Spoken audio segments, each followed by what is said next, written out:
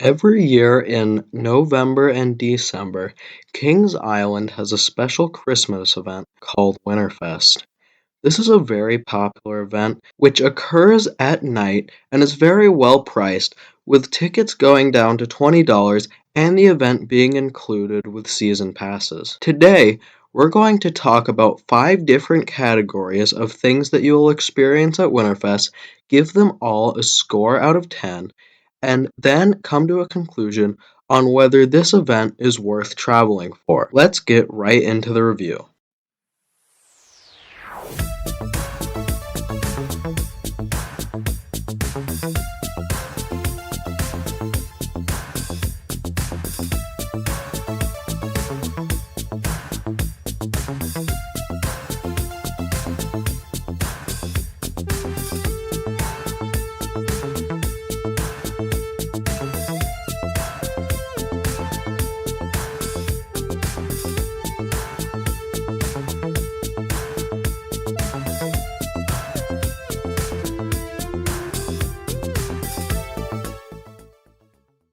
The first category we're going to be talking about are the decorations and theming. There are many Christmas themes and lights throughout the park, including the Eiffel Tower, which is lit up to look like a huge Christmas tree smack in the middle of the park. It looks amazing along with all of the other lights. There are plenty of places to walk through, but my favorite was the Tower Gardens, which was turned into a place called Candy Cane Lane. Candy Cane Lane was a heavily wooded area that featured a lot of trees, all with lights strung up in them to look very festive and pretty. In addition to the lights around the park, many of the rides had built-in lights on them, including many of the flat rides on Coney Mall, which looked amazing next to all the Christmas trees and that kind of thing. In addition to just lights, there are many other Christmas-themed things in the park, including roaming characters who will talk to you and your kids and are very friendly, roaming around the park talking and interacting with guests. There are also many places to take photos, including a place where you can take photos with Santa Claus and a place where you can sit in Santa's sleigh and take a photo. Overall, the theming at Winterfest is very well done, and I give this a 10 out of 10. Our second category will be the food and drinks. There are many food and drink shops around the park during Winterfest, including one where you can get a version of one of my favorite Kings Island snacks, blue ice cream, in the form of a hot chocolate. I didn't get to try this unfortunately, but it looks like it would be pretty good. For around $13, you can get an unlimited refillable hot chocolate mug. You can't use this to get the specialty hot chocolates like the blue one, only normal hot chocolate. I didn't get this just because I didn't really think I wanted that much hot chocolate, but it seems like it could be a good deal if you like a lot of hot chocolate. There are quite a few special food items throughout the park, and a lot of the regular restaurants, such as the Potato Works, which is one of my favorites, are open but re-themed with different festive names. There is also a place where your kids can decorate Christmas-themed cookies. However, that is an upcharge attraction. Overall, there's quite a few good food options, but I think that especially on the food side, they could be a little bit more creative, which is why I'm giving this a 7 out of 10. The third category I'll be talking about is the merch.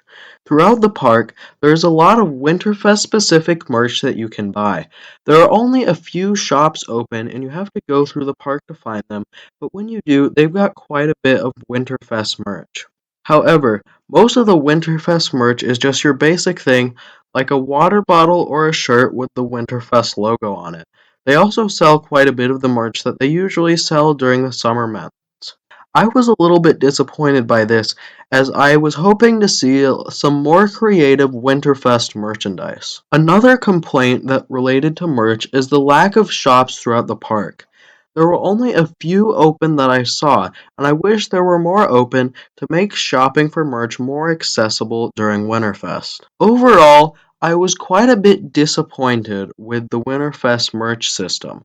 That's why this is going to be taking down the rating at 4 out of 10. In our next category, we're going to talk about the guest experience. I've lumped most things that contribute to the experience, such as restrooms, employees, park entry, and guest services, all into one category. First, let's start with the entry and guest services experience. Pretty much went how it usually does at most theme parks. And while our actual entry employees were very kind and helpful, the security guard watching the gates was being rude and yelling at a lot of people in the line. Because of this, I've subtracted 1 point from the guest experience category. Other than that, however, guest services were very helpful and kind, and overall, what I'd expect from a great park like Kings Island. One more comment that I do have to make is that the restrooms were very few and far between.